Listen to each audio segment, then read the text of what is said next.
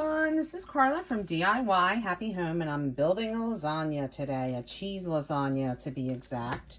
And I'm working on my cheese mixture here.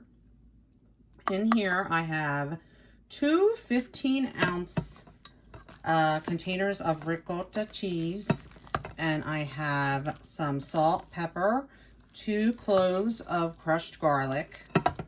I have about a small tablespoon of basil paste, and then I also chopped up about 2 tablespoons of fresh parsley and tore up some fresh basil, about 4 leaves, and threw them in here.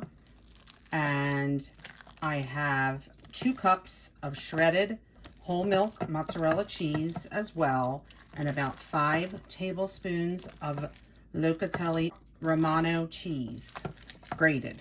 I'm mixing this up. This is my filling. Okay, this is ready to go.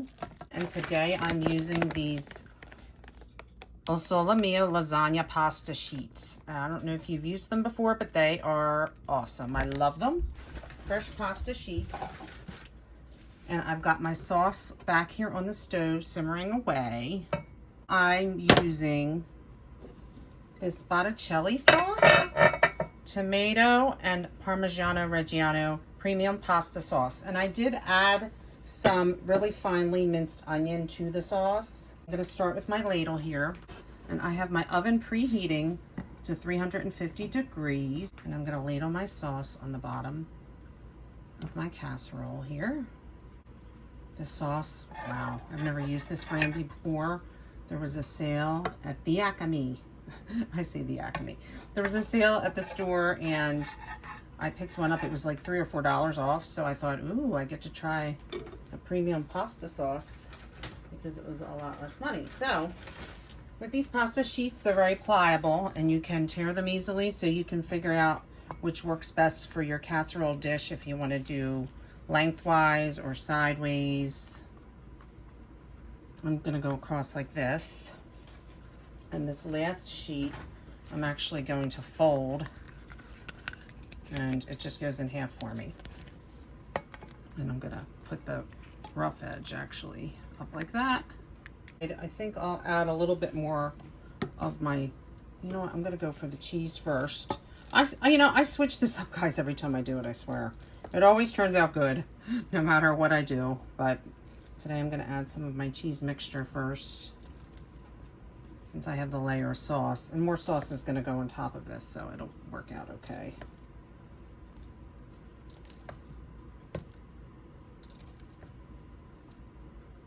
And you're just going to press this down, get a layer going as much as you can. I'm trying to hold my noodles down a little bit. And this is a hearty dish. If you don't eat meat, cheese is good. Some people just prefer cheese.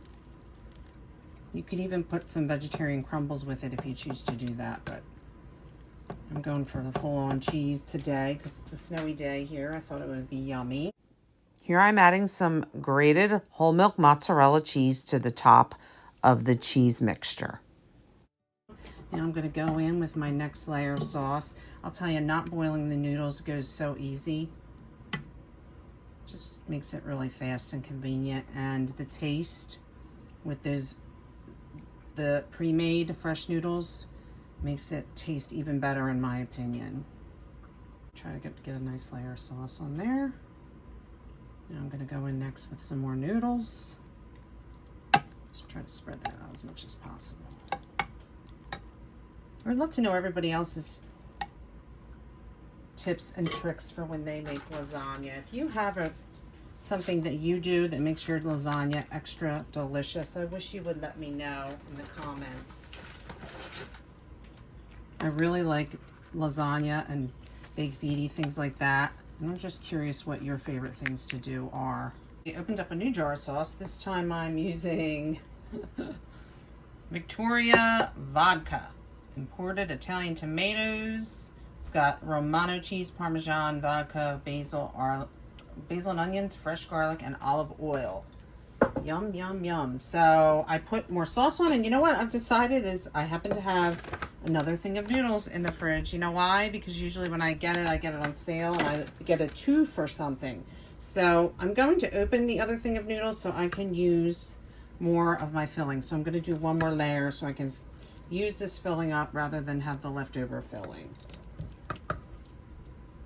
So I'm going to do one more layer here with noodles, and then I'm going to have to find something else to use my lasagna noodles for. So either way, do what works for you.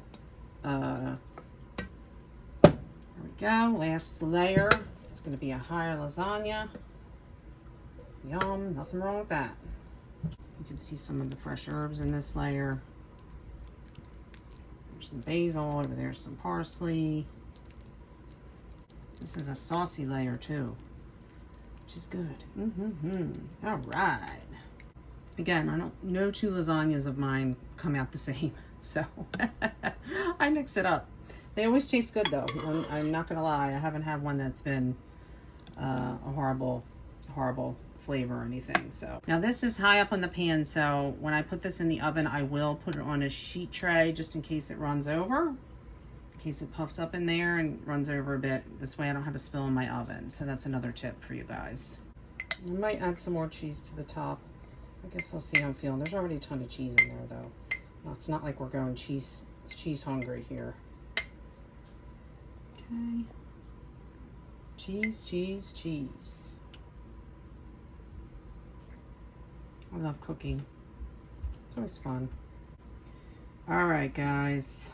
This is ready for the oven. I'm going to throw a little bit of Italian seasoning on top. And I can add fresh basil after it comes out of the oven. There we go. And fresh parsley when it comes out. And there we have it, guys. Looks pretty good so far. Yum, yum, yum. Okay, I've got the foil on, and I'm going to put a sheet pan underneath and into the 350-degree oven for about 60 minutes. Here's the big reveal, guys. 60 minutes out of the oven. What? Oh, it looks great. Oh yeah, bring it. I'm going to let this rest a little bit. Actually, I'm going to cover it and let it rest, because I want a nice pretty slice. Plus, we're not ready to eat yet.